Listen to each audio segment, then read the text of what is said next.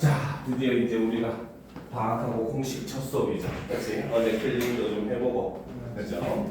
문제를 이렇게 계속 풀고 이제 자꾸 도전을 하는 수밖에 없어요. 국어는 솔직히 말해서 우리가 수학하면은 그래도 이제 가장 먼저 떠오르는 책이 뭐 수학의 정석이나 이제 뭐 개념 원리나 이런 책이 있고, 영어 같은 거 하더라도 뭐 가장 제일 영어 하면 떠오르는 책이 뭐 맨투맨이라든지 이런 책들이 있지만, 국어는 사실 그런 책이 잘 없어요. 그나마 이제 학생들이 많이 쓰는 게 이제 매삼 시리즈, 지금 예비 시리즈 풀고 있듯이 매삼 시리즈나 아니면 자이 스토리, 거기에 마달 시리즈라고 해서 마르고 닳도록, 이게 요즘 좀 나오는지 모르겠어요. 아까 예전에 한참 인기가 많았었는데 그나마 이 세 권을 많이 보기는 하는데, 사실 얘네도 솔직히 다른 문제집이랑 솔직하게 얘기하면 다른 건 없어요. 왜? 국어는 결국 기출 싸움이거든요. 누가 기출을 한 문제라도 더 풀고 하나라도 더 분석하느냐의 문제이기 때문에 솔직히 어떤 문제집을 사도 문제는 다 똑같아요. 그나마 이제 학생들이 그 세 권을 많이 쓰는 이유가 해설이 굉장히 잘 돼 있어서, 실제 문제집보다 해설지가 더 두꺼운 문제집들이거든요, 보면은. 그래서 해설이 이제 그 문제집은 잘 됐기 때문에 그나마 쓰는 거지, 사실 국어는 어떤 문제집을 보나 똑같아요. 어쨌든 결국은 기출 싸움이다. 알겠죠? 그래서 결국 우리는 기출에서 경험을 하고 기출을 통해 답을 찾아야 되는 그런 게 바로 이 국어라는 과목의 다른 과목과 굉장히 다른 특이점이라고 볼 수가 있는 겁니다. 알겠죠? 자, 그래서 지금 이번 방학 동안에 선생님이 고3 지문들, 이번 오늘 볼 지문들은 이제 최근이죠. 바로 2025년 고3 6월 모의고사에 실려있던 독서 지문을 중심으로, 어쨌든 2학기 내신 자체가 이제 독서를 중심으로 진행이 되기 때문에 독서 지문을 어떻게 우리가 해석을 할 것인가, 이런 거에 대해서 이제 좀 배워보는 시간을 가질 겁니다. 알겠죠? 그래서 6월 거부터 3월, 작년 수능 9월까지 이렇게 방학 동안에 원래 지금 봐야 되는데, 조금 한 주만 좀 더 일찍 왔으면 좋았을 텐데 늦게 오는 바람에 아마 3주차 정도까지 하지 않을까 싶기는 해요. 현재 상황에서는. 알겠죠? 자, 어쨌든 그런 거 차지하고 우리가 일단 기본적으로는 열심히 어떤 식으로 분석을 하는가가 더 중요하기 때문에, 알겠죠? 그래서 최근 지문들, 고3 지문을 통해서 우리가 한번 그 분석하는 방법에 대해서 보도록 합시다. 알겠죠? 자, 첫 번째 지문은 바로 이제 주제 복합 지문입니다. 알겠죠? 지금 현재 우리 고2까지 포함이죠. 그렇죠? 아직은 2015 개정 교육과정으로 공부를 하기 때문에 1번부터 17번 문제까지는 전부 다 독서 문제가 출제가 돼요. 그리고 그 중에서 1번부터 3번 문제 같은 경우는 독서 이론으로 나오기 때문에 이 부분은 솔직히 조금 쉬운 부분이에요. 3문제짜리 지문도 뭐 한 절반도 아니죠. 한 4분의 1페이지 정도밖에 안 되는 분량으로 나오니까 굉장히 좀 짧은 부분입니다. 알겠죠? 그리고 실제 본격적인 독서 지문은 사실 4번부터 시작해서 17번까지 3개의 지문이 출제된다라고 보시면 좋아요. 알겠죠? 자, 그 중에 이제 첫 번째 바로 주제복합 지문. 주제복합 지문이 어려운 이유는 사실 다른 게 아니에요. 학생들이 지문 하나 판단하는 것도 힘든데 거기에 2개가 주어지고 한 2개를 또 하면 끝인가? 아니죠. 2개 사이의 연관성도 역시 판단을 해줘야 되는 게 주제복합 지문의 가장 큰 핵심입니다. 알겠죠? 자, 그러면 그런 걸 염두에 두면서 처음부터 한번 살펴보도록 합시다. 자, 근대 국가는 시민의 생명과 재산을 보호하는 것을 1차적인 존립 이유로 삼았다라는 거죠. 자, 그러면 근대 국가 시절에는, 근대 국가가 언제입니까? 이런 건 우리가 배경 지식을 좀 사용해 봐야 되겠죠. 근대 국가가 언제야? 가깝긴 하지만 현대는 아니에요. 그렇죠. 그러니까 서양을 기준으로 하면은 산업혁명 이후부터, 알겠죠? 그 다음에 2차 세계대전까지, 알겠습니까? 이때를 보통 근대라고 많이 이야기를 합니다. 알겠습니까? 자, 이랬을 때 이 근대 국가는 바로 뭐다? 기본적으로 시민의 생명과 재산을 보호하는 것을 1차적 존립 이유로 삼게 되더라는 거죠. 알겠죠? 자, 여기서 우리가 국어 독서를 지문을 해석을 할 때 배경 지식이라고 하는 것은 약이 될 가능성도 있지만 독이 될 가능성도 있어요. 알겠죠? 그런데 지금 이 글 같은 경우는 이해하는데 훨씬 더 약이 될 가능성이 높은 지문이긴 합니다. 알겠습니까? 근데 가끔 가다가 독이 되는 경우가 있어요. 그 경우는 바로 뭐냐면, 간혹 가다가 특히 이제 법 지문에 그런 경우가 많아요. 혹은 그 인문 지문도 생각보다 그런 경우가 많은데, 우리가 일반적으로 알고 있는 개념과 다른 걸 설명하는 경우가 있습니다. 알겠죠? 실제로 그 작년, 재작년 이제 모의고사에 재작년 모의고사에 나왔던 지문 중에 하나가 그 예약에 관련된 계약과 예약에 관련된 그런 지문이 나온 적이 있거든요. 근데 우리는 보통 오늘 이따가 영화 보러 간다고 했잖아, 그렇지? 보통 어때? 오늘 저녁에 볼 영화표를 예약했어. 보통 이렇게 말하잖아요, 그렇죠? 근데 그 지문에서 이런 건 예약이 아니라고 얘기합니다.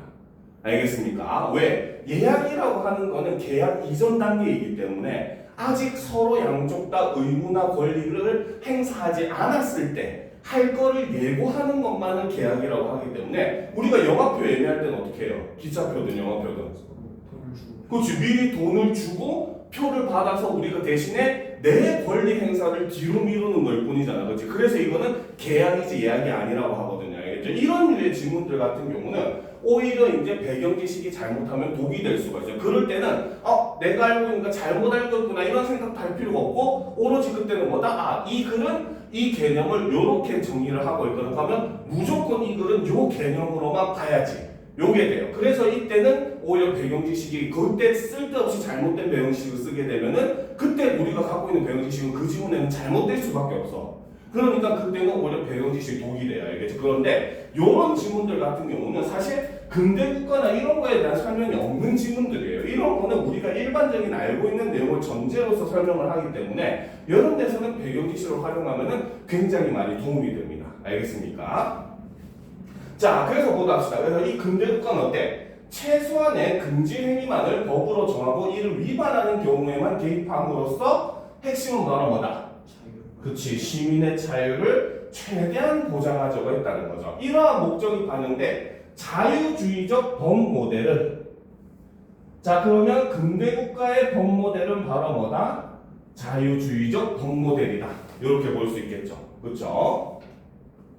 자, 그래서 이거는 근대법의 근간을 이루었다라는 겁니다. 이게 실제로 근대국가 우리가 역사 시간에 세계사 같은 거 배웠을 때를 떠올려 보면은 이 부분에 대한 이해가 확 될 겁니다. 알겠죠? 실제로 산업혁명이 일어난 초기에 보면은 이때는 야경국가론이라 해서 국가는 오직 뭐다? 국민의 재산과 안전만 지키면 된다. 그래서 군대랑 그 다음에 경찰 같은 치안 문제만 신경 쓰고 나머지는 알아서 잘 굴러갈 거라고 생각을 했죠. 거기에 결정적인 영향을 미쳤던 게 경제 지문에서 가장 많이 나오는 내용, 애덤 스미스의 보이지 않는 손 이론이 있었잖아요. 그렇죠? 그래서 보이지 않는 손에 따르면 경제라고 하는 것은 수요와 공급이라고 하는 보이지 않는 손이 자동적으로 조절을 하는 거기 때문에 정부가 개입할 필요가 없다. 인위적으로 누군가가 개입할 필요가 없다라고 본 게 애덤 스미스의 그 보이지 않는 손 이론이었고, 이게 근대 국가에서는 거의 경제 이론에서 절대적인 거의 그 종교와도 같은 믿음으로서 믿어지게 돼요. 알겠죠? 근데 그러다 보니까 어떤 문제가 생긴다? 노동자의 환경은 점점 더 열악해지죠. 공장주들은 자기들의 배를 불리기 위해서 노동자들의 월급을 삭감하고, 왜? 일하고자 하는 사람은 넘치니까. 그때 당시에 많은 사람들이 도시로 몰리게 되는 바람에 일하고자 하는 사람은 넘치니까 100만 원 주던 사람한테 너 다음 달부터 95만 원만 줄 거야. 그런 게 어디 있어? 너 그럼 잘라. 딴 애부터 95만 원에 일하려고 하는 사람 많아. 95만 원에 또 사람을 고용하고. 또 그러다가 또 굉장히 좀 힘드네 이러면은 월급도 90만 원만 줄 거야. 또 반발하면 그럼 잘라버리고 90만 원에 일할 사람 구하고. 이러면서 노동자의 환경은 점점 열악해지죠. 근데 경제라는 건 사실 어때?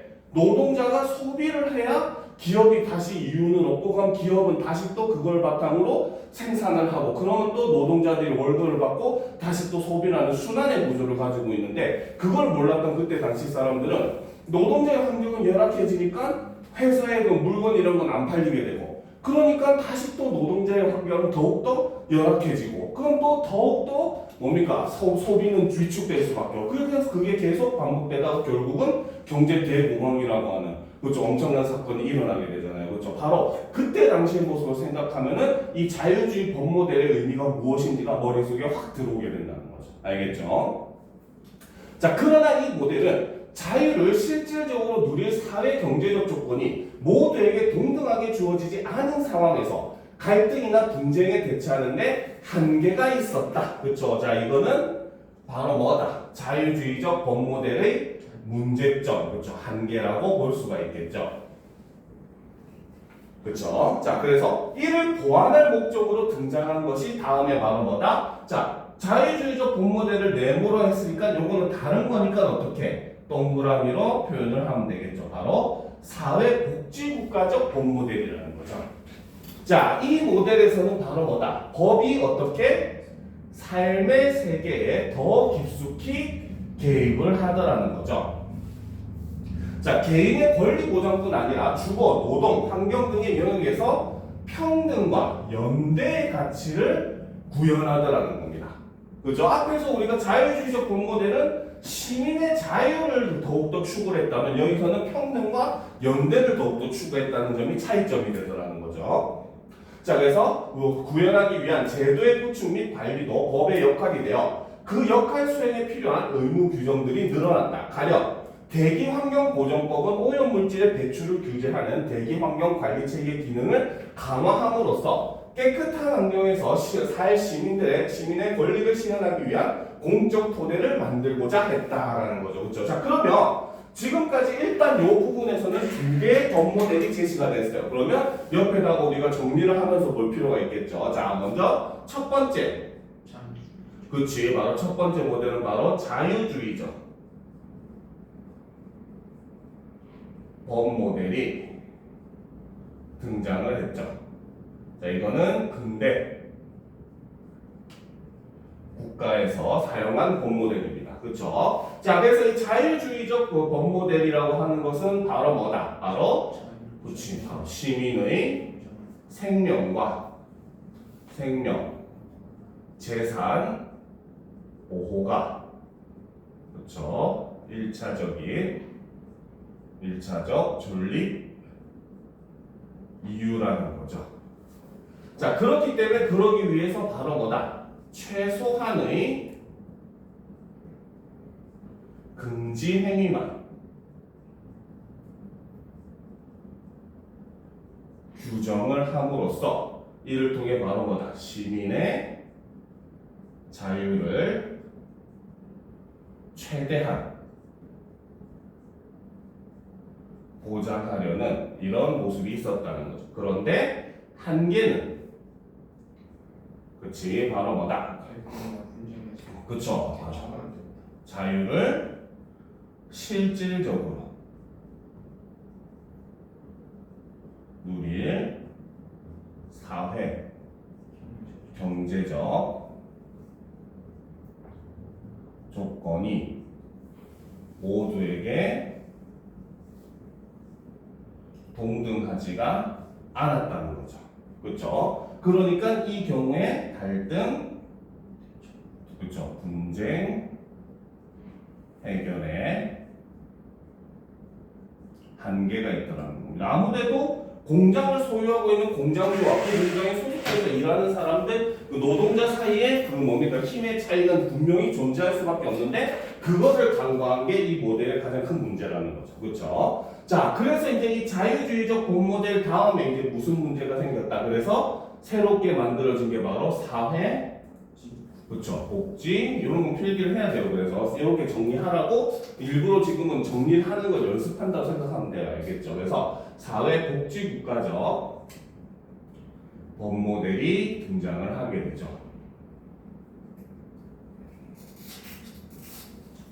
자, 그래서 이 사회복지국가적 법모델은 바로 뭐다? 처음에 있었던 자유주의적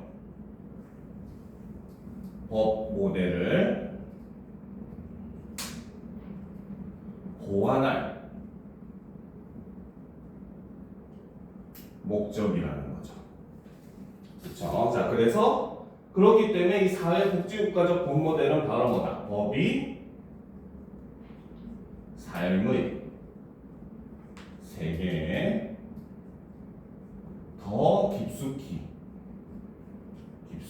개입을 하더라는 거죠.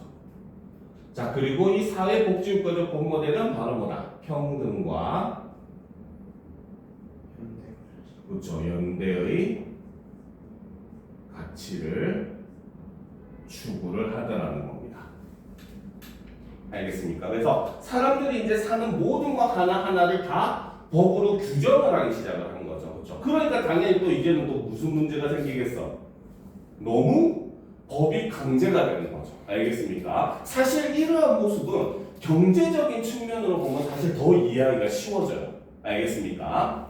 자, 실제로 우리가 근대 사회에서 보게 되면 근대 사회가 처음에 자유 경제의 그런 경제 모델을, 그렇죠? 민주주의, 우리가 그러니까 정치 체계로는 민주주의라고 하지만 그 다음에 그 경제 체계로서는 자유주의라고 얘기를 하죠. 그래서 자유주의를 채택을 하게 되고 최초의 그런 그 자유주의는 아까 얘기했던 애덤 스미스의 보이지 않는 손 이론을 철저히 맹신했기 때문에 그것이 반복되다 보니까 굉장히 사회가 썩어서 골마 들어가게 돼요. 알겠죠? 그러한 과정에서 이제 그 칼 마르크스랑 엥겔스라고 하는 두 사람이 있었는데 이 사람들도 근데 솔직하게 얘기하면 원래는 기득권자였어요. 칼 마르크스의 아버지는 이제 영국에 있었던 그 변호사로 활동하는 사람이었고 엥겔스의 집안 같은 경우는 더군다나 이제 해외와 무역을 통해서 엄청난 부를 축적한 그런 사람이었거든요.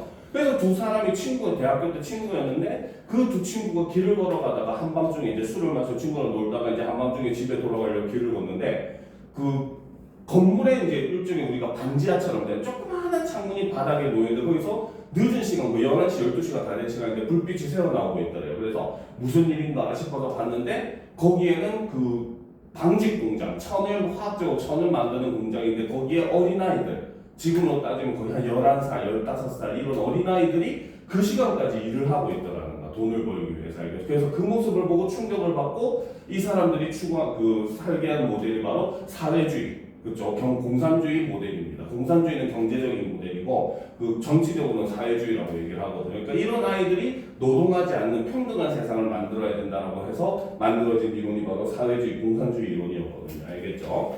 자, 그래서 어떻게 보면 공산주의는 모든 걸 평등을 추구하기 위해서 모든 걸 다 국가가 개입을 해서 했어요. 알겠죠? 그런데 사실 솔직하게 얘기하면 이제 칼 마르크스의 공산주의는 현대 자유민주주의가 무너지고 난 다음에 만들어진 게 공산주의라고 얘기를 했거든요. 그렇기 때문에 지금의 이제 공산주의 국가하면 떠오르는 중국이나 북한 같은 나라의 공산주의는 칼 마르크스의 공산주의라고 하지 않아요.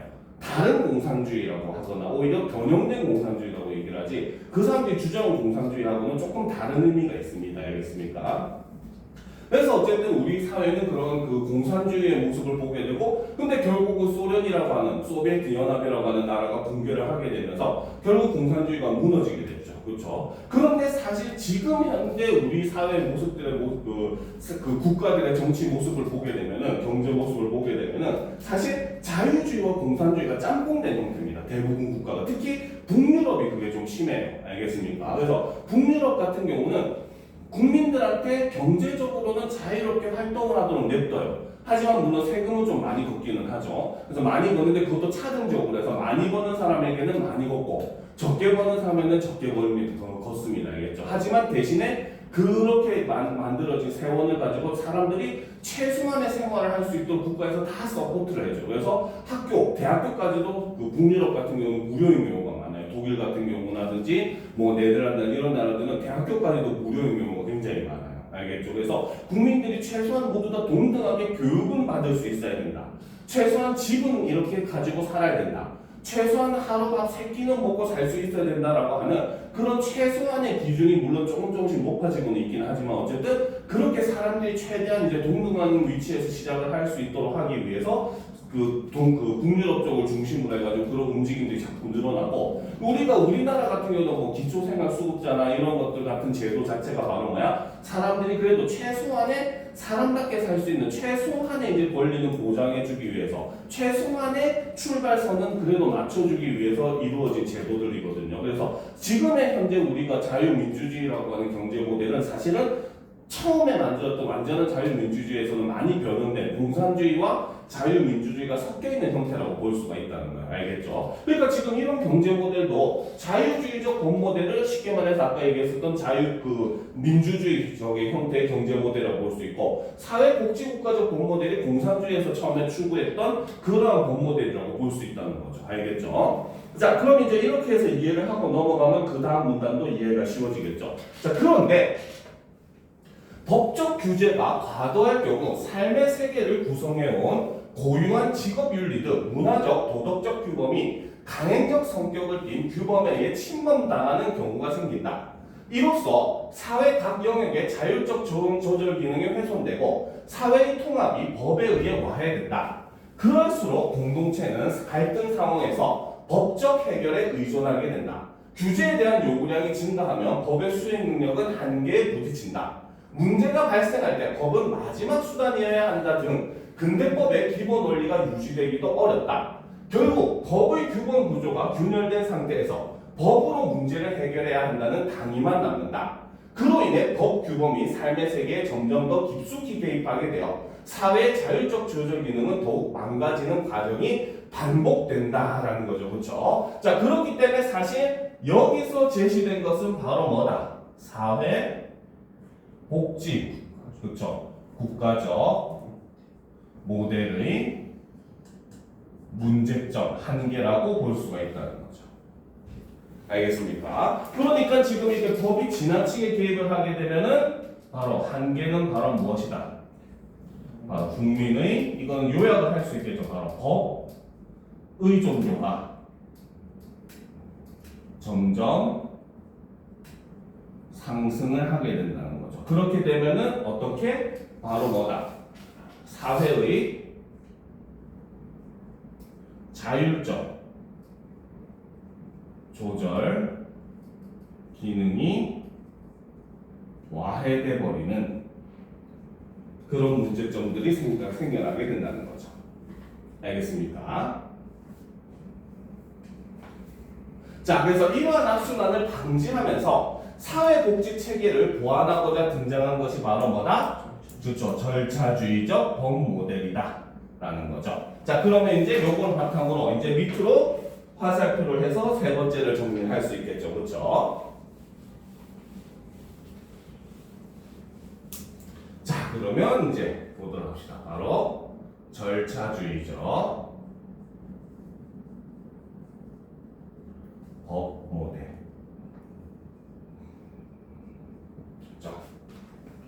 자, 글도 하나 올려놓고 보도록 합시다. 자, 절차주의적 법 모델에 따르면 법은 분쟁에 직접 개입해 해결책을 내놓는 대신에 바로 뭐다? 분쟁 당사자들의 논의와 협상을 위한 절차나 권한 분배 등 분쟁 해결 방식에만 관여를 하더라는 거죠. 자, 절차주의적 법 모델의 특징은 바로 뭐다? 바로 직접 개입해 해결책을 내놓는 대신이라고 했기 때문에 요거는 절차주의적 법 모델의 특징이 아니잖아. 그렇지? 그럼 여기에 해당하는 건 바로 뭐다? 이 부분. 분쟁 당사자들의 논의와 협상을 위한 절차나 권한 분배 등 분쟁 해결 방식에만 관여를 한다는 거죠. 그러니까 우리가 민사소송이나 이런 걸 하게 되면은 소송에 들어가기 전에 항상 먼저 뭡니까? 사람들이 직접 서로 분쟁을 해결할 수 있는 분쟁조절위원회 이런 것들이 먼저 열리거든요. 그래가지고 사람들이 이제 그래도 서로 좀 협의를 할 그런 의사가 있는지를 먼저 확인을 하고 의사가 있으면은 서로 그 소송까지 가기 전에 해결을 하도록 이제 많이 그 주체를 하게 되죠. 그렇죠? 그래서 이로써 사회의 자율적 조절 기능은 보존하고 확대하고자 했다라는 거죠. 그렇죠? 자, 또한 권력과 자본이 논의의 장에 개입해 일부가 발언권을 독점하거나 부당한 영향력을 행사할 수 있으므로 이에 대한 점검 과정을 절차 안에 두도록 의무화한다라는 거죠. 그래서 권력과 자본이 이제 뭡니까? 개입하는 것을 어떻게? 그렇죠. 막으려고 하는 그런 그 제도를 의무화시켜놨다는 거죠. 그러니까 실제로 우리가 모든 기업을 설립할 때도 마찬가지고 국가관공서라든지 국가기관을 설치할 때도 마찬가지 항상 감사라고 하는 업무를 수행하는 기구를 무조건 만들게 돼 있어요. 알겠죠? 기구의 입장에서 회사 입장에서는 얘네는 오히려 눈에 가시예요. 그럼에도 이거는 법적으로 그렇게 돼 있기 때문에 만들 수밖에 없고 얘네가 뭡니까? 권력자들이 자기네들 마음대로 하려고 하는 걸 일종의 뭡니까? 견제해주는 그런 역할로서 의무화를 시켜놨다는 거죠. 그렇죠? 그래서 당사자 간의 자유롭고 균등한 의견 개진 가능성을 최대한 보장하는 것이 절차주의적 법 모델의 목적이다라는 거죠. 자, 그래서 그럼 절차주의적 법 모델은 바로 뭐다? 첫 번째, 그죠? 바로 법이라고 하는 것은 바로 뭐다? 분쟁 당사자들의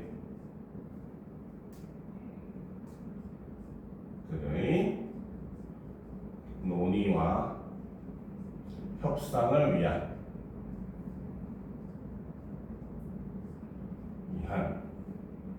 절차나 권한 분배 등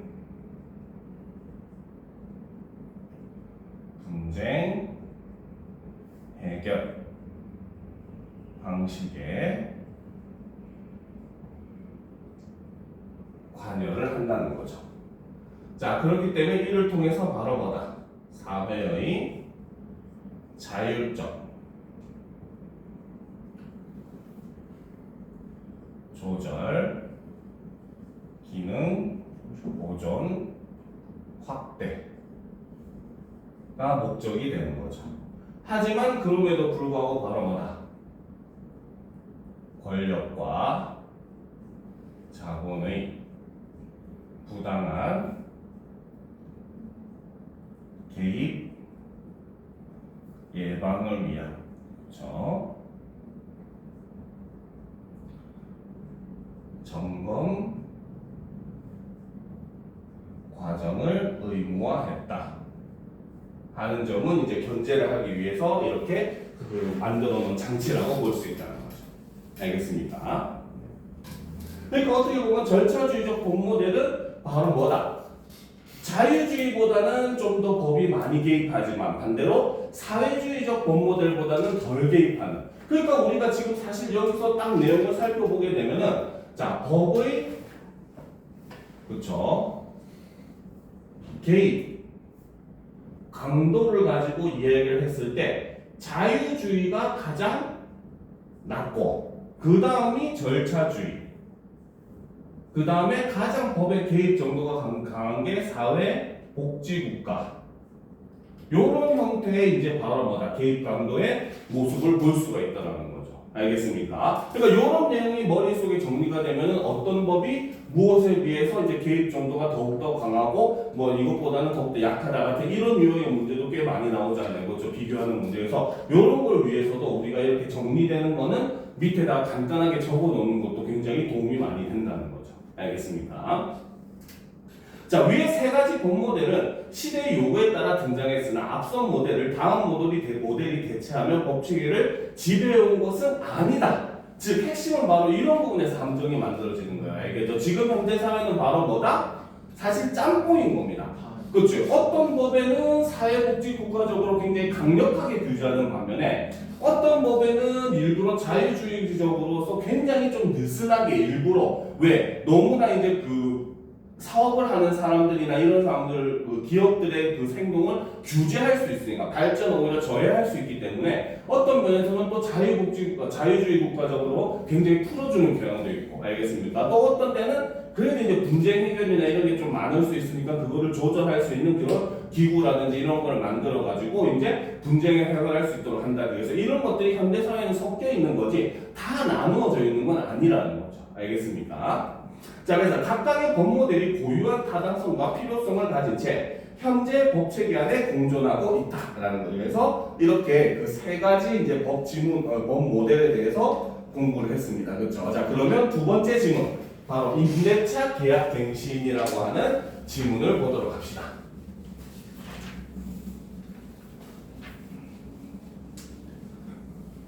자, 됐습니까? 그렇죠? 자, 보도록 합시다. 자, 재산관계에서는 개인의 자유가 최대한 보장되어야 하므로 계약으로 권리와 의무가 인정되는 것이 원칙이다라는 거죠. 자, 기본적으로 재산관계는 어떻다? 개인의 자유가 최대한 보장되어야 한다는 거야. 알겠습니까? 그러면 아까 우리가 앞에서 바로 법 모델에 대한 지문을 봤잖아. 그렇지? 그러면 여기에 적용될 수 있는 법 모델은 바로 뭐다? 그렇죠. 자유주의적인 법 모델이 뭡니까? 적용이 될 수가 있겠죠. 그렇죠? 그렇기 때문에 이때는 바로 뭐다? 계약으로 권리와 의무가 인정되는 것이 원칙이라는 거죠. 즉, 법보다도 뭐가 우선이다? 계약. 바로 사람들 간의 자유로운 그런 계약이 더욱더 우선이 된다는 겁니다. 알겠죠? 자, 그러나 사회 경제적 조건을 달리하는 당사자들 간에는 약자 보호를 위해 법률로 그 내용이 정해지는 경우가 있고 이때는 계약으로 변경할 수가 없다. 그러면 이런 부분에서는 바로 뭐다? 두 사람 간의 힘이 차이가 있어. 쉽게 말해서 내가 집을 사고자 할 때는 뭡니까? 파는 사람이나 사는 사람이나 둘 다 경제적으로 여건이 있는 사람들이고 그렇기 때문에 둘 다 힘이 비슷하다고 볼 수 있겠죠. 그런데 반면에 내가 전세나 월세 같은 임대로 들어가. 그럼 당연히 집주인과 세입자라고 하는 그런 이제 권리 관계가 만들어지게 되는 거고, 그러면은 당연히 힘의 관계도 어때? 아무래도 집주인이 훨씬 더 높게 되겠지, 그렇지? 그러니까 그때는 오히려 어떻게 법이 조금 강제할 필요가 있다는 거죠, 그렇죠? 그러면 이때는 무슨 법 모델? 그렇지, 바로 이때는 사회 복지 국가적 법 모델이 여기에 적용이 돼야 되겠죠. 이런 것들 우리가 읽으면서 판단을 할 수가 있어야 된다는 겁니다. 알겠죠? 자, 그래서 이제 바로 뭐다? 임대차의 경우, 아까 얘기했던 바로 그 뭡니까? 월세나 전세로 집을 빌리는 경우가 되겠죠, 그렇죠? 자, 임대차의 경우는 바로 뭐다? 그 내용은 계약으로 정해지는 것이 원칙이긴 하지만, 그렇죠? 임대차의 목적물인 임차물이 생활의 근거인 주택이나 생업의 근거인 상가이면 임차인 보호라는 과제는 계약만으로 실현되기가 어렵더라는 겁니다. 알겠습니까? 그래서 바로 뭐다? 주택임대차보호법, 상가건물 임대차보호법에는 바로 뭐다? 계약보다 우선 적용되는 제도가 마련이 되어 있다는 거죠. 그럼 이게 바로 일종의 사회복지국가적 법 모델이 되는 거죠. 그렇죠? 하지만 통틀어서 보게 되면은 바로 뭐다? 절차주의적 법 모델과도 약간 유사한 모습을 보여준다는 겁니다. 알겠죠? 왜? 어떤 부분에서는 최대한 강하게 보장을 하는데 대신에 그 조건을 넘어서는 사람들한테는 또 자유를 보장해주는, 그렇죠? 그런 모습을 본다는 거죠. 자, 예컨대 계약으로 임대차 기간을, 이 계약 기간을 이 법들에 규정된 최단 존속 기간보다 짧게 정했더라도 임차인에게는 자, 최단 존속 기간이 보장이 된다는 것. 즉 바로 뭐다? 최단 존속 기간이라고 하는 것은 바로 뭐다? 계약보다도 더욱더 어떻게 우선된다는 겁니다. 알겠습니까? 얘는 바로 뭐다? 계약보다 우선이 된다는 거죠. 예를 들어서 우리가 보통 일반적으로 해서 우리나라의 최단 존속 기간은 2년입니다.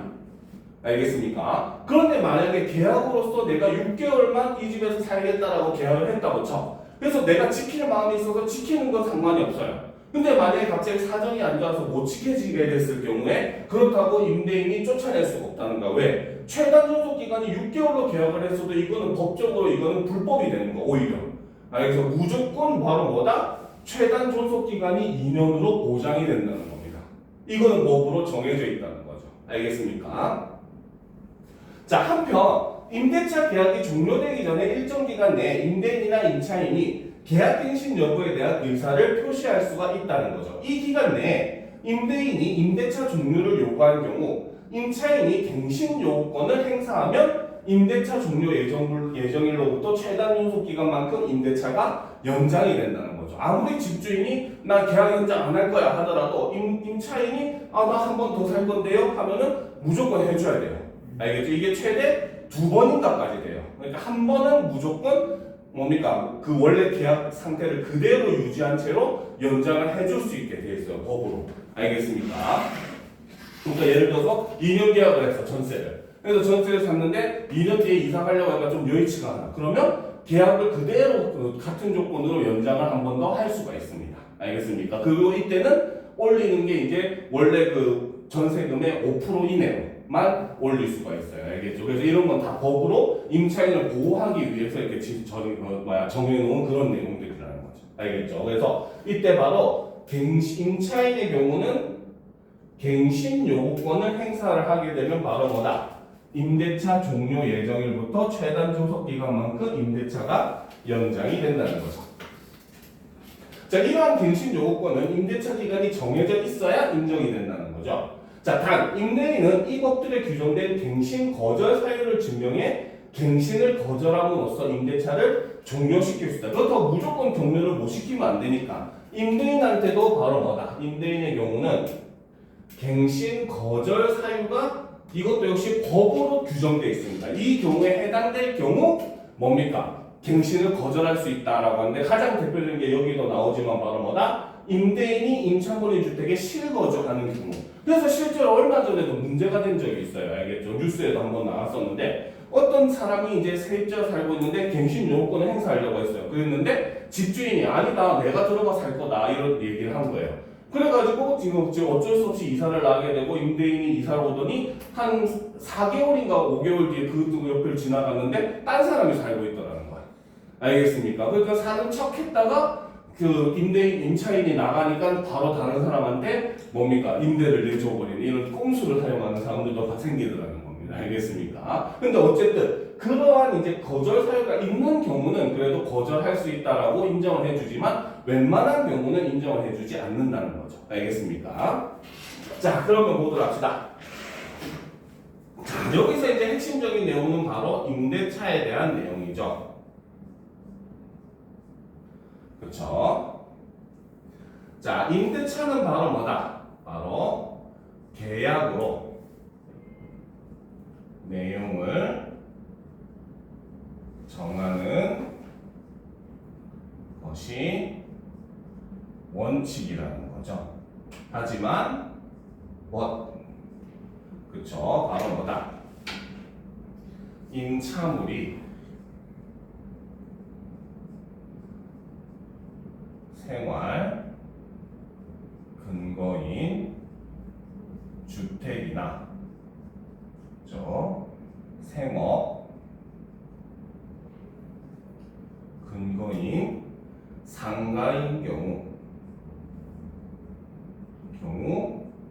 임차인 보호 실현이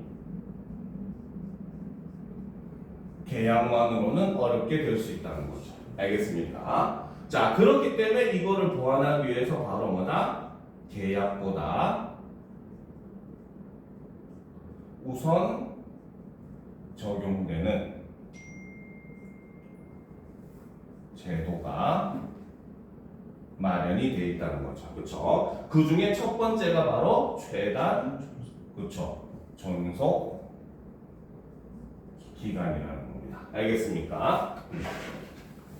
자, 그래서 계약으로 임대차 기간을 짧게 규정해도 법으로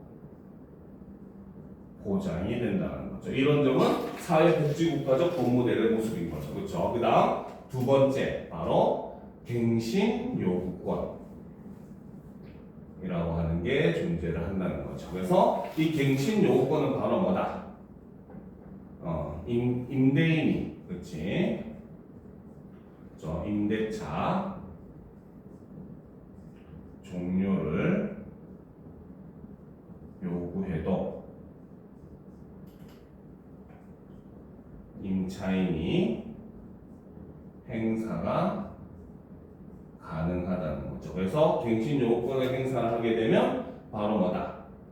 임대차 종료 예정일부터 최단 존속 기간만큼 연장이 된다는 거죠.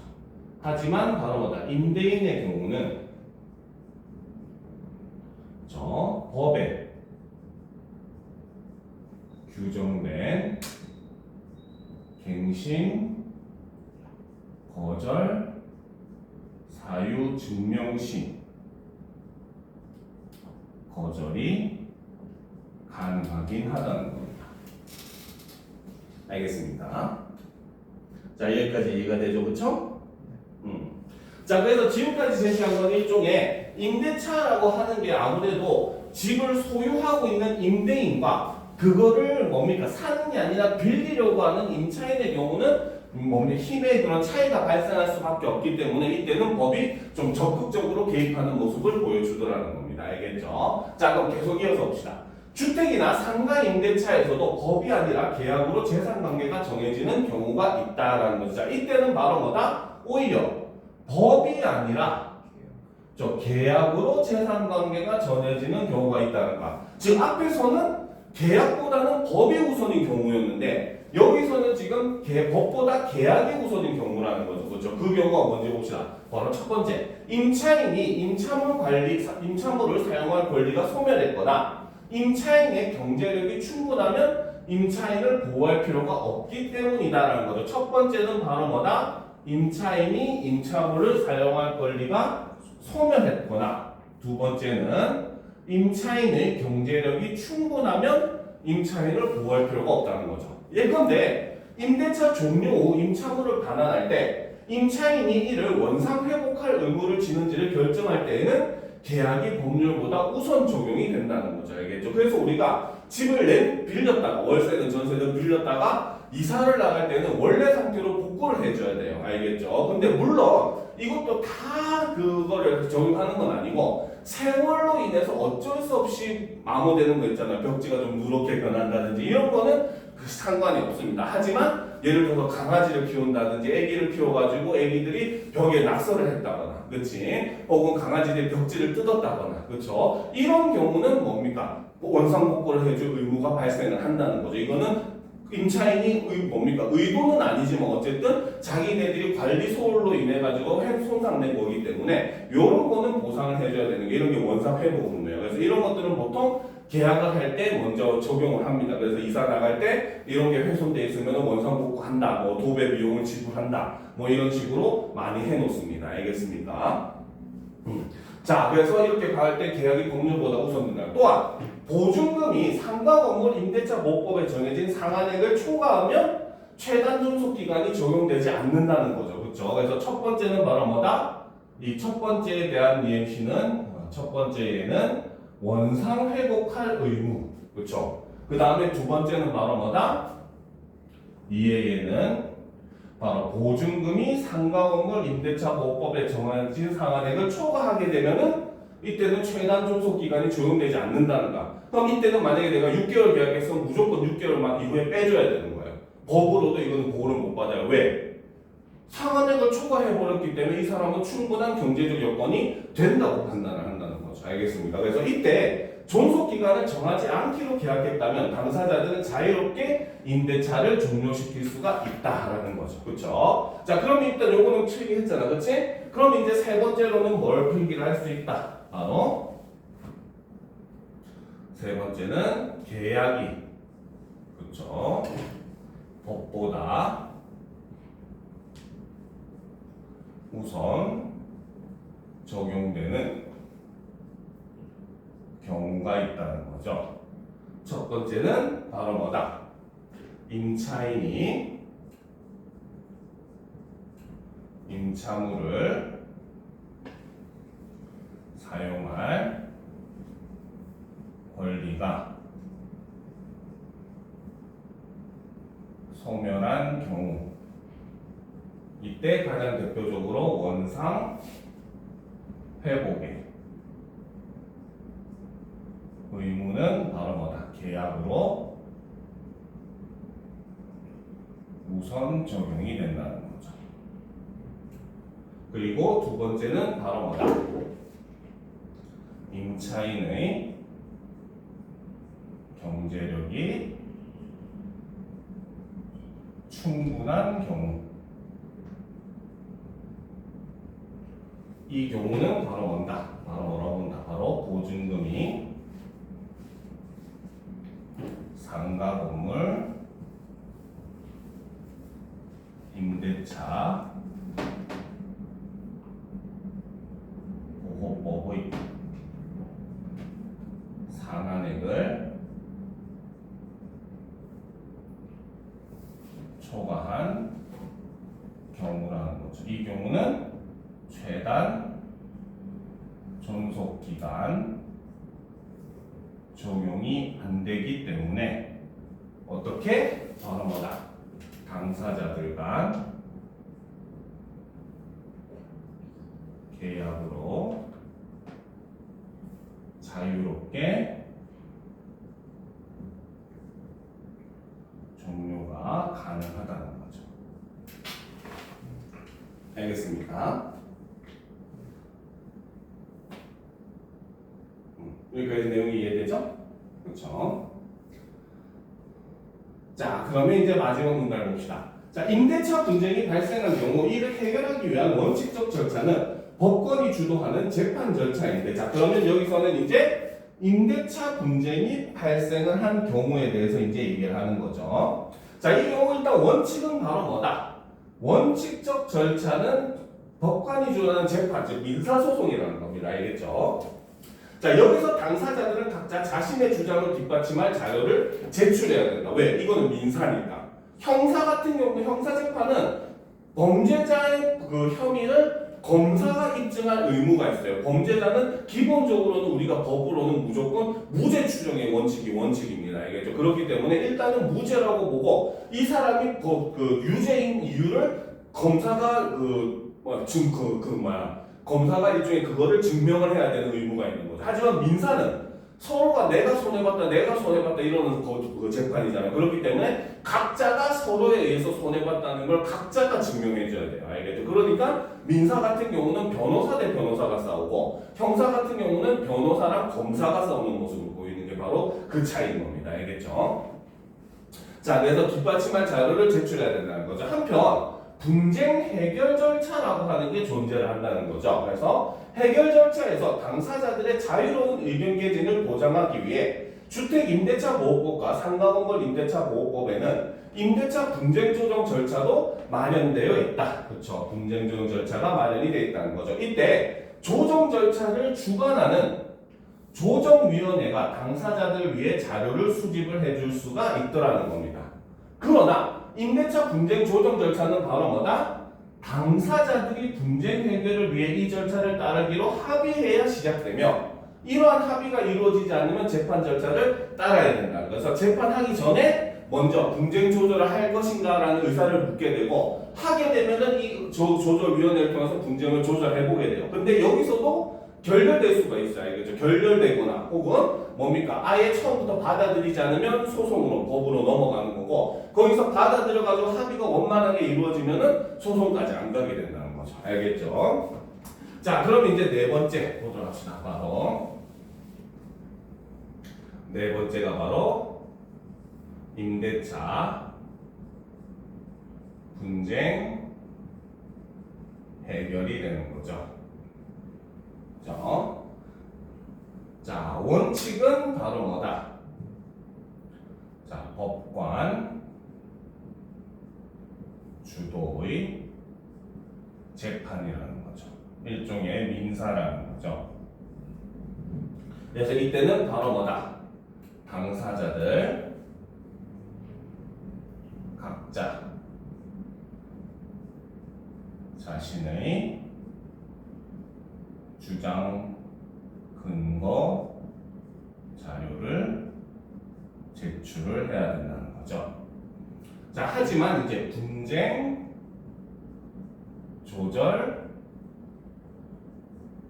위원회가 존재를 한다는 거죠. 조정위원회죠. 그렇죠? 자, 분쟁 조정위원회는 바로 뭐다? 당사자들 간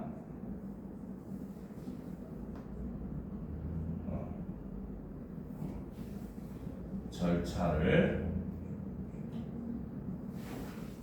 따르겠다는 합의가 필요하다는 거죠. 그래서 이 경우에는 바로 뭐다?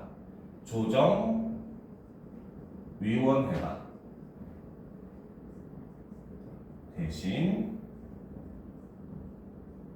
자료 수집이 가능하다는 겁니다.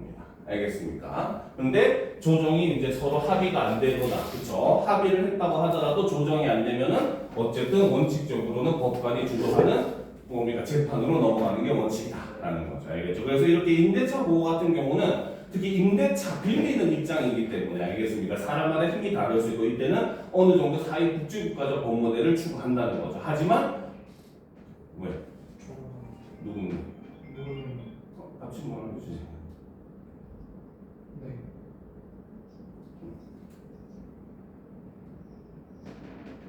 네.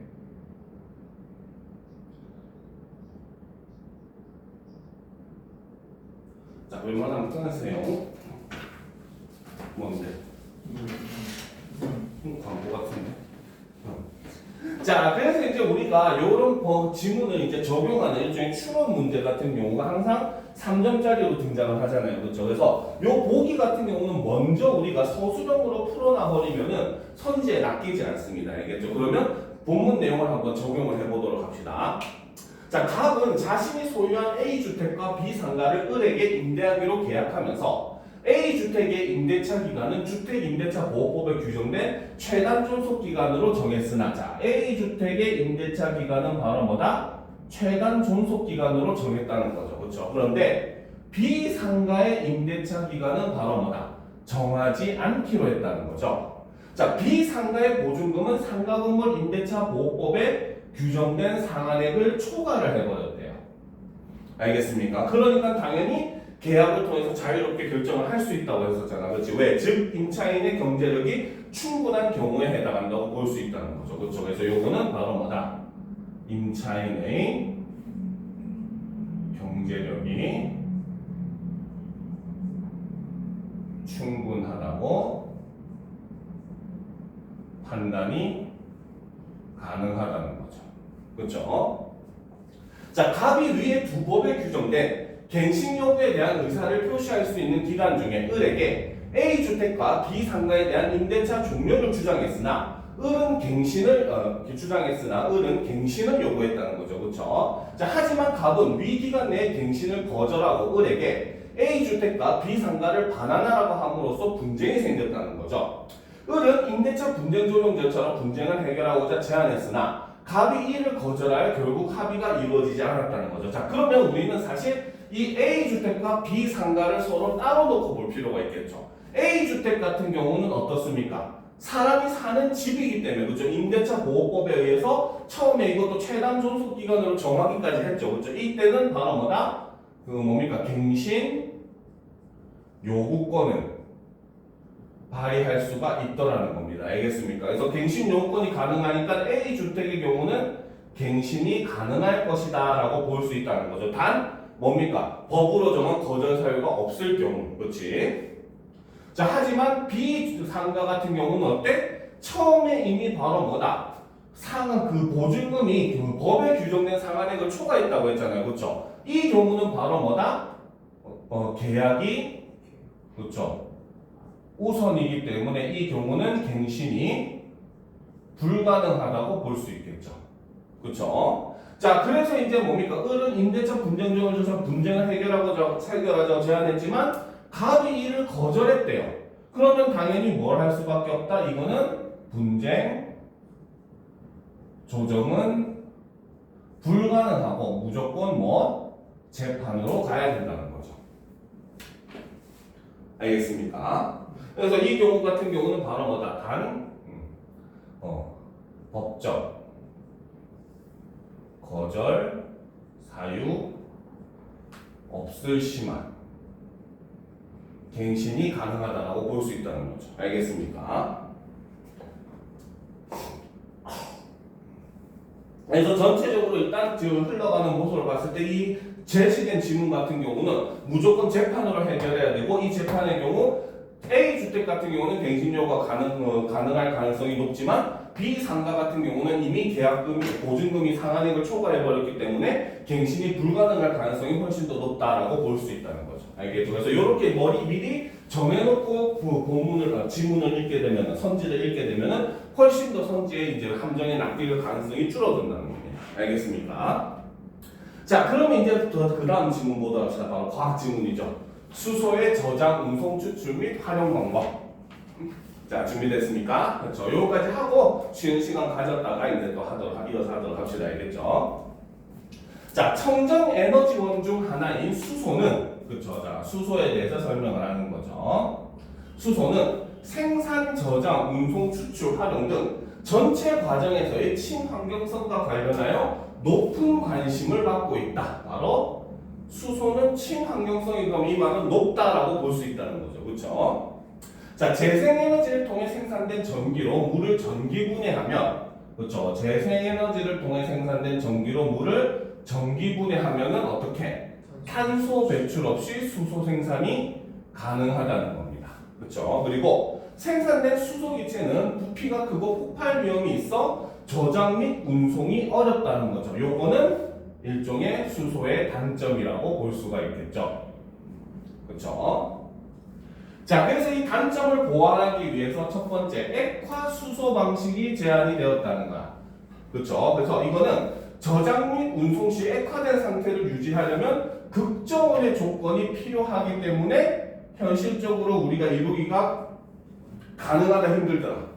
그렇죠. 왜? 완전히 새로운 일종의 운송 시스템을 만들어야 되기 때문에 굉장히 힘들다는 거죠. 알겠죠? 자, 그래서 이 때문에 액상 유기화합물 또는 액화 암모니아 같은 수소 운반체를 활용하는 방식이 제한되었다. 그러면 지금부터 설명할 것은 바로 뭐다? 액화 유기화합물 또는 액화 암모니아와 같은 수소 운반체를 활용하는 방식에 대해서 이제부터 설명을 하겠다라는 게 되는 겁니다. 알겠습니까? 자, 그러면 이제 우리가 수소에 대해서 보도록 합시다. 그래서 수소는 바로 뭐다? 친환경성이 높다는 거죠. 그렇죠? 그래서 바로 재생 에너지를 이용한 전기로 물을 분해를 하면 탄소 배출 없이 그렇죠. 생산이 가능하다는 거죠. 하지만 단점은 바로 부피가 크고 폭발 위험성이 높아서 그렇죠. 바로 저장 운송이 어렵다.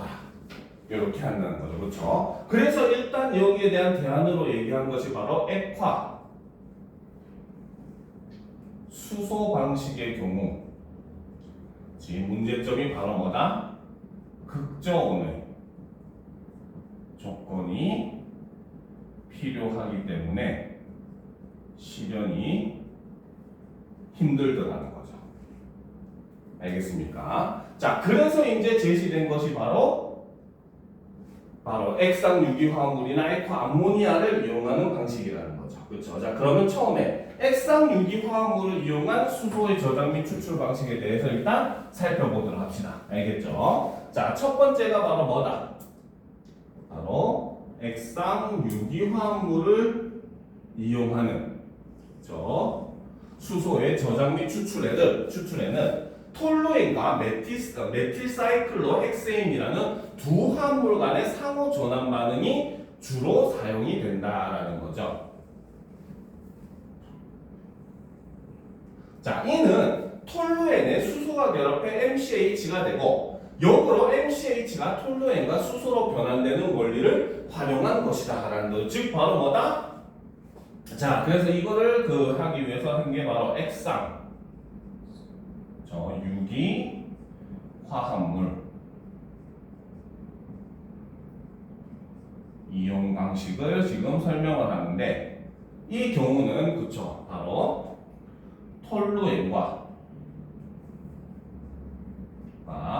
MCH 그쵸 화합물 간의 상호 전환 반응을 이용을 한다는 거죠. 그래서 이 경우 톨루엔에 수소가 더해지면 MCH가 되고, 그렇지? 이거 MCH를 가지고 이동을 해가지고 요걸 어떻게 다시 분해를 하면은 뭡니까? 수소와 톨루엔으로 나누어지게 되고, 그렇죠?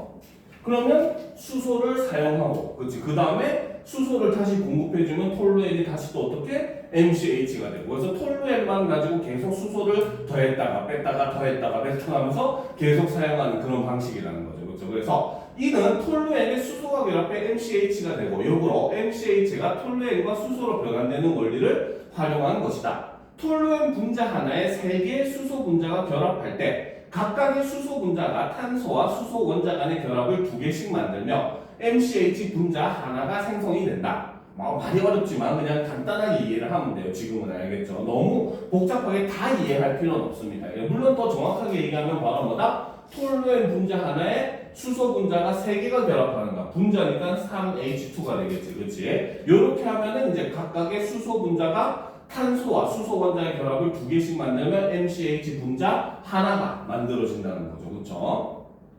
자, MCH는 취급 안정성 및 독성이 휘발유와 유사하므로 석유의 저장과 운송을 위한 기존 인프라를 활용할 수 있다. 자, 장점은 바로 뭐다? MCH의 경우는, 그치? 독성과, 그쵸? 취급 안정성이 휘발유와 유사하다는 거죠. 알겠습니까? 그래서 그렇기 때문에 바로 뭐다? 석유의 저장과 운송을 위한 기존 인프라를 이용할 수 있다는 거야. 앞에서 우리가 액화수소 방식의 가장 큰 문제점이 바로 뭐다? 극조온이라고 하는 새로운 환경이 필요하기 때문에 그럼 이거를 이루려면은 극조온이 가능한 새로운 이제 운송 인프라가 필요한데 얘는 그냥 석유 운송하듯이 똑같이 그걸 인프라를 이용해서 이용하면 되니까 훨씬 더 비용을 어떻게 절약할 수가 있겠죠. 그렇죠? 그래서 휘발유와 유사하기 때문에 바로 뭐다? 석유의 저장, 운송을 위한 기존 인프라를 사용이 가능하다는 거죠. 또한 MCH가 액체이므로 증발 기체 발생으로 인한 누출 위험이 거의 없다. 그렇다는 거죠. 자, 그 다음에 MCH는 바로 뭐다? 증발 기체 발생으로 인한 누출도 없다는 거죠. 그렇죠? 알겠습니까? 자, 그런데 단점이 있다는 거죠. 그렇죠? 하지만 바로 뭐다? 톨루엔과 MCH의 상호 정환을 통한 수소의 저장 및 추출이 반복되면서 화합물이 불안정해지는 문제가 발생을 하더라는 거죠. 즉, 톨루엔이 계속 그대로 남아있으면 되는데 수소랑 붙었다 떨어졌다 붙었다 떨어졌다 반복하니까 이제 점점점 불안정해지는 거죠. 우리가 쉽게 말하면 배터리 같은 경우도 자주 썼다가 채웠다 반복하면 나중에는 효율이 떨어지잖아요. 그렇지? 그러니까 그것과 마찬가지로 이 화합물도 나중에는 이제 불안정해지는 문제가 발생을 하더라는 거죠. 알겠죠? 그래서 문제점은 바로 뭐다? 그렇죠? 바로 상호 전환을 통한 저장, 추출이 반복되게 되면 바로 뭐다? 화합물이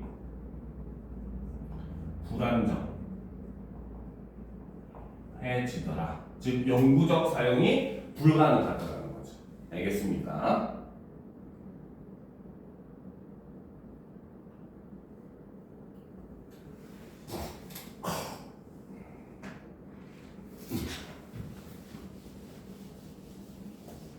다 썼습니까? 네. 자, 그 다음 이제 두 번째 이제 제시한 게 바로 뭐다? 암모니아를 이용한, 그쵸? 저장 방식, 이동 방식이라는 거죠. 그쵸? 자, 암모니아는 바로 뭐다?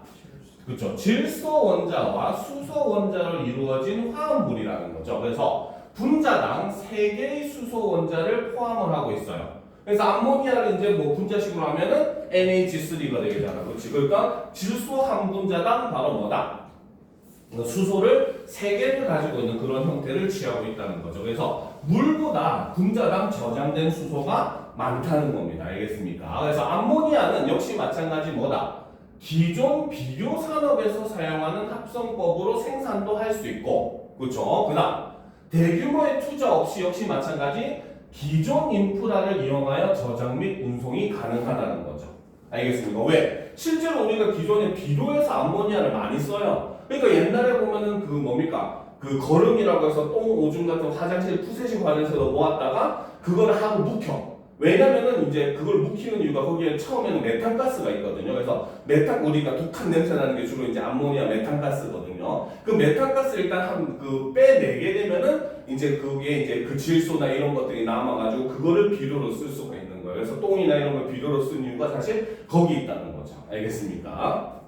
자, 그렇기 때문에 기존 비료에서도 당연히 암모니아를 많이 사용을 하고 있으니까 만드는 것도 기존의 비료 회사에서 만들면 되는 거고 운송하는 것도 당연히 기존의 비료 회사가 운송하는 방식으로 운송을 하면 충분하다는 거야. 알겠습니까? 자, 그런데 하지만 단점은 바로 뭐다? 높은 독성으로 인한 위험성은 해결해야 될 과제이다. 이게 단점이라는 거죠. 알겠습니까? 자, 그러면 이제 우리가 네 번째죠. 그렇죠? 자, 암모니아를 보도록 합시다. 암모니아를 이용하는 방식. 그렇죠? 자, 암모니아를 이용하는 방식은 바로 뭐다? 자, 암모니아는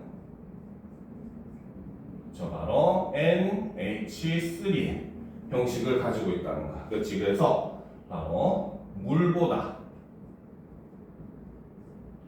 분자당 저장된 수소가 많다는 거죠. 그렇죠? 자, 그리고 이 암모니아를 이용한 장점은 바로 뭐다? 바로 기존 비료 산업의 합성법으로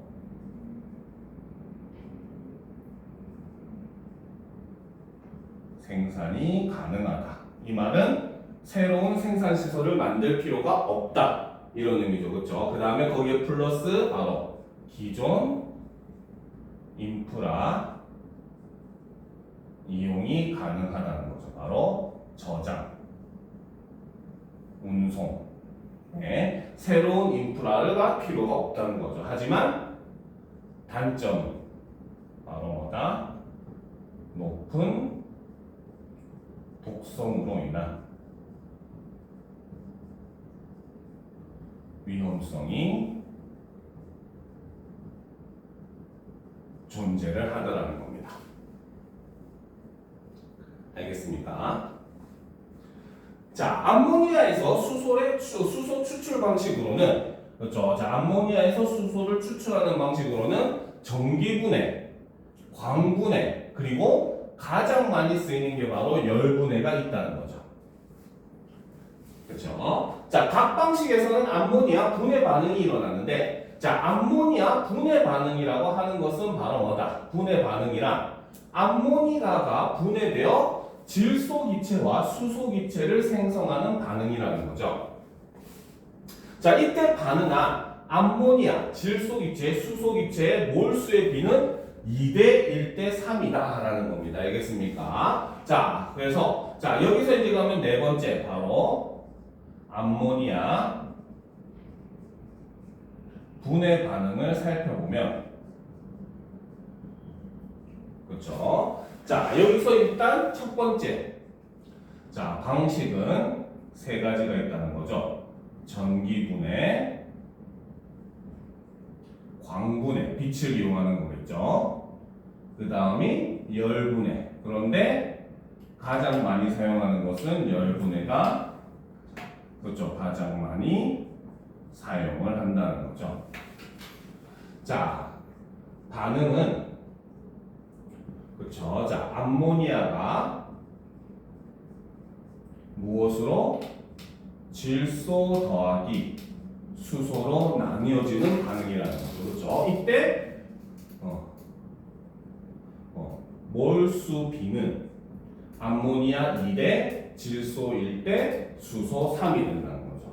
그러니까 암모니아가 일종의 우리가 화학식으로 보면 NH3가 있으면 그렇죠? 바로 질소가 N2, N이 2개니까 그렇지? 그럼 수소는 6개가 있으니까 분자로 따지면은 3H2 이렇게 되는 거죠. 알겠습니까? 이런 방식으로 만들어지는 거. 갑자기 과학 시간이 됐죠, 그렇죠? 그렇지? 그래도 이런 거 정도는 볼 수 있어야 되는 거야. 거야. 알겠죠? 자, 그래서 열분의 방식을 통해서는 0.9 이상의 전압률이 얻어지는데 부반응은 거의 없다라는 거죠. 알겠습니까? 그래서 이 열분의 방식의 장점은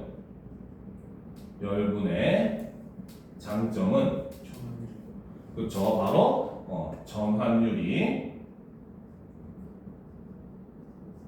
0.9 이상이라는 거죠. 즉 거의 대부분이 질소와 수소로 나뉘어진다는 겁니다. 왜? 우리가 사실 전기를 생산할 때도 그렇고 이동할 때도 그렇고 소실이라고 하는 게 생길 수밖에 없어요. 이동을 하게 되면 에너지라고 하는 건 알겠죠? 근데 이제 얘 같은 경우는 이 분해 과정에서 밖으로 빠져나가는 게 굉장히 적다. 그러니까 훨씬 더 적은 양을 가지고도 많이 생산할 수 있는 그런 그 장점이 있더라는 거죠. 그렇죠? 그 다음 두 번째는 부반응이 그렇죠? 거의 없다는 거죠. 자, 여기서 전압률은 가능한 전체 암모니아의 몰수를 공급한 암모니아의 몰수로 나눈 값이며 부반응이란 암모니아 분해 반응에 의도된 생성물 외에 다른 물질이 최종 물질로 생기는 반응을 뜻한다라는 거죠. 알겠습니까? 우리가 그래서 수소를 에너지로서 각광받는 이유 중에 하나가 뭐냐면 수소가 이제 그 폭발을 하게 되면은 우리가 이제 그 폭발이라고 하는 불이라고 하는 게 발생을 하기 위해서는 산소가 있어야 되잖아요. 그렇죠? 그렇기 때문에 수소는 폭발하면은 산소와 만나게 되고 그러면 오히려 부산물로 부반응으로 나오는 게 불입니다. 알겠죠? 그러니까 굉장히 뭡니까? 친환경적이 되더라는 거죠. 그리고 사실 그 물도 어떻게 보면은 다시 또 전기분해를 통해서 수소로 이용을 할 수 있고 그러면 자동차가 또 산소를 밖으로 뿜어내고 그리고 그 자동차가 달리면서 다시 또 어떻게 산소를 흡수해가지고 또 폭발을 하게 되면서 다시 또 물이 발생하고 해서 이론상으로는 영구적 사용이 어떻게 보면 가능한데 이게 사실상 현실적으로 불가능하기 때문에 이런 방식들을 이용을 하는 거죠. 그렇죠? 그나마 이런 열분해 과정 같은 경우는 이런 장점들이 존재를 한다는 거죠. 그렇죠? 자, 수소의 대표적 활용법이 수소 연료 전지는 자, 그러면 수소의 활용법으로서 이제 바로 뭐다? 활용법으로서 수소 연료 전지를 또 이제 얘기를 해놨죠. 그렇죠? 그렇지? 수소를 이제 뭡니까? 얻고 추출하는 저장 운송 방법에서 이제 마지막 다섯 번째로 바로 뭐다? 자, 수소에 이용하는 수소 연료 전지의 내용을 얘기하면서 글이 마무리되는 거죠. 자, 이거는 수소의 화학 에너지를 전기 에너지로 직접 변환하는 장치로, 그렇죠? 수소 연료 전지는 바로 뭐다? 화학 에너지로, 화학 에너지를 전기 에너지로 직접 변환하는 장치로 산화극, 환원극, 전해질, 도선으로 구성이 된다라는 거죠. 자, 여기서 산화극에서 일어나는 건 바로 뭐다? 공급된 수소가 수소 이온과 전자로 분해가 되는 반응이 일어난다는 거죠. 자, 그래서 거기서 수소 이온은 전해질을 통해서 전자는 도선을 통해 환원극으로 이동하면서 이때 전기가 생산되는 거예요. 핵심은 이겁니다. 이거 학생도 오해가 많은데 수소 이온이 전해질로 이동하는 거는 전기 생산과 관련이 없어요. 전자가 도선으로 이동하면서 전기가 생산이 되는 겁니다. 알겠죠? 그리고 환원극에서는 어떻게? 그렇죠. 공급된 산소가 수소 이온과 전자를 만나 물을 생성을 한다는 거죠.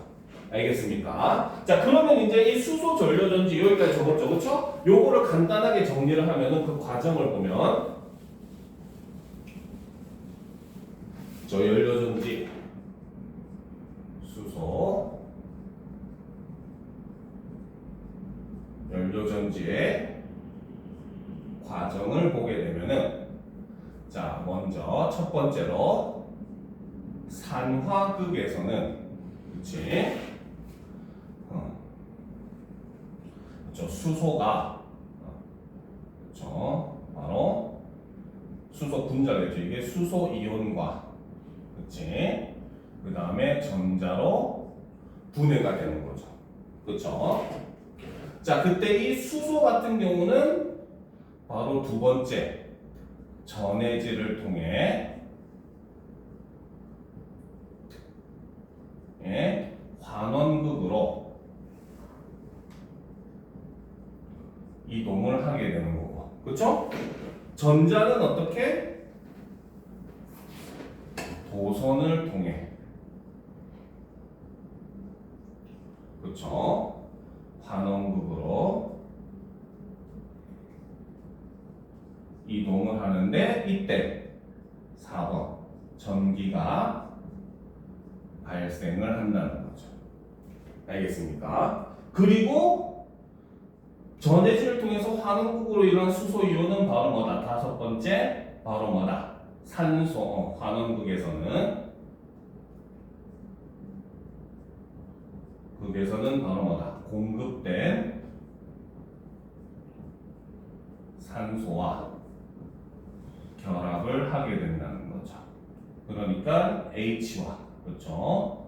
O가 만나가지고 이 H와 O가 만나서 H2O가 된다는 거죠. 그렇죠? 그래서 마지막 여섯 번째 물이 생성이 되는 이러한 과정의 모습을 보여준다는 거예요. 이렇게 우리가 머릿속에 읽으면서 정리를 할 수 있어야 돼요. 최근에 이제 그런 그 모의고사 지문들 같은 경우는 이런 과정이 굉장히 복잡하게 나오기 때문에 글에다가도 사실 1번, 2번, 3번, 4번 이렇게 표시를 하면서 읽으면 훨씬 이해가 쉬워집니다. 알겠죠? 그리고 이렇게 이것처럼 좀 간단한 그 과정 같은 경우는 문제가 없지만 굉장히 좀 복잡한 과정을 설명하는 글들이 있어요. 특히나 뭐 기계가 뭐 돌아가는 그 작동하는 원리나 이런 거 설명하는 거 있잖아. 그렇지? 그럴 때는 1번, 2번, 3번 표시하는데 그때 문제를 한번 힐끗 보세요.